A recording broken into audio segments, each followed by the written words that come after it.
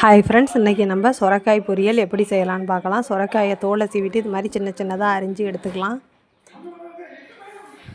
கடாயில் எண்ணெய் காஞ்சதும் கடுகு, காய்ந்த மிளகாய், உளுந்து,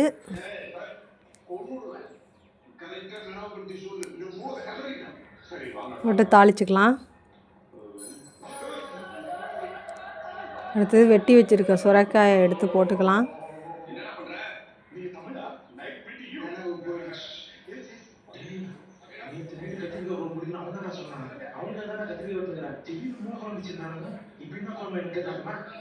நல்லா கிண்டி விட்டுட்டு தேவையான அளவு உப்பு போட்டுக்கலாம்.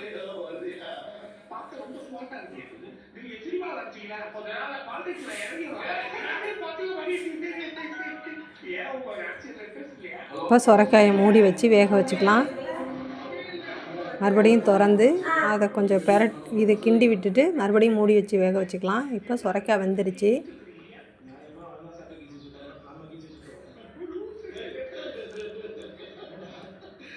ஃபஸ்ட்டாக தேங்காய் பூ தூவிக்கலாம்.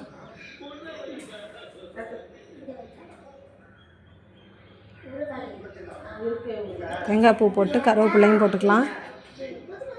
இப்போ சுரைக்காய் பொரியல் ரெடி. வீடியோ பிடிச்சா லைக் பண்ணுங்கள், சப்ஸ்கிரைப் பண்ணுங்கள். Bye friends.